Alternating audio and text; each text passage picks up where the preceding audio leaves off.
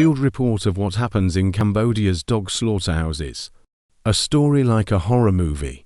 The 11th of April 2019.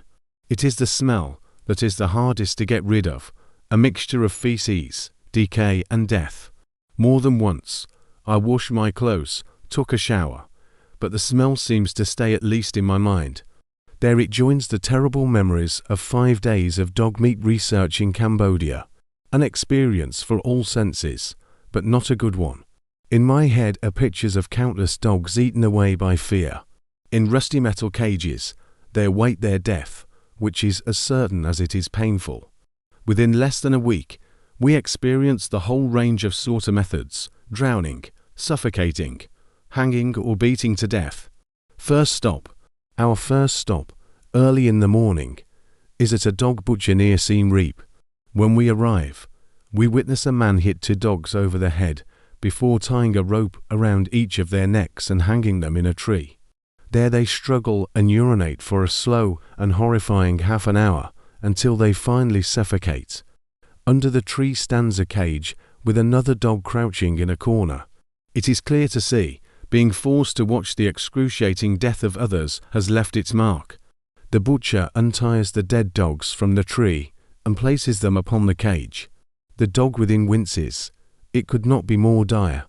A rough but real introduction to the nightmares that await us the next few days. Between reality and shock, on our way from Siem Reap to the Cambodian capital, Phnom Penh, we see more suffering than we can bear. A road show of atrocities. When we enter the slaughterhouses, we do not know what awaits us there. We see live dogs crammed together, crying in tiny, dirty cages. Some of them are still puppies. We see dead dogs being thoroughly washed, shaved, gutted and chopped up. We hear dogs screeching because the cage they are in is being slowly submerged into a deep tank of water. We see dogs whose furs have been removed and then grilled over an open fire. We see bags filled to the brim with dog fur. We see motorcycles transporting cages with live and often injured dogs. During the day we are numb, in a state of shock. The experience does not seem to be real. In the evening, the images reappear, and diminishing any chance of us falling asleep. And there it is again, the smell, a little consolation. After 2 painful days, we can no longer endure being silent observers. We want to become active, even though we know that rescuing individual dogs is not a permanent solution. At a dog meat restaurant, we discover a dog chained to a tree.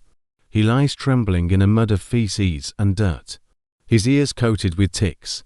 He does not dare to look at us. We are told that he will be hanged tomorrow. His owner gave him away because he was naughty.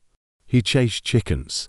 After lengthy negotiations, the restaurant owner hands the dog over to us. We promise to buy drinks in his small shop. As soon as the dog is in our car, relief appears in his face. He wags his tail friendly, and somehow he knows we will not hurt him. We call him Quentin and bring him to our local partner Animal Rescue Cambodia.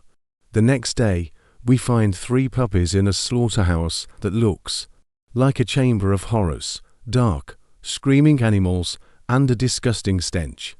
A monkey is chained above the water tank, in which the puppies are later to be drowned. Every day, he must watch up to 50 dogs being killed, screaming and fighting until their last breath. We suspect that he has been trained to fish the cage with the dead dogs out of the tank. The slaughterhouse owner tells us that he has some business cards. His offer: he picks up dogs that do not behave or are a burden to their owners. He leaves us the 3 puppies that we call Bean, Bates and Nicky. We bring them to our car to leave the place quickly. As we turn out of the driveway, a motorcycle with cages of dogs drives towards us. New supplies are delivered, driven by poverty. I want to be angry, but I don't know with whom. Most of the people who give us an insight into their daily lives in the dog meat trade are not proud of it. Quite the contrary. They tell their stories in shame.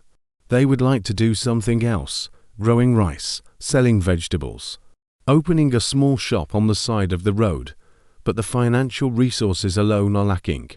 Poverty can be felt everywhere in Cambodia, and most of them do not get rich with the dog meat trade, but manage to survive.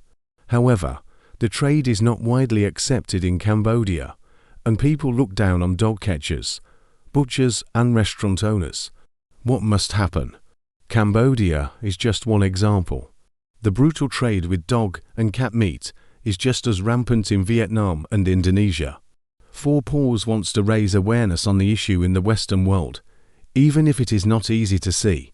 Only informed tourists can make ethically correct decisions.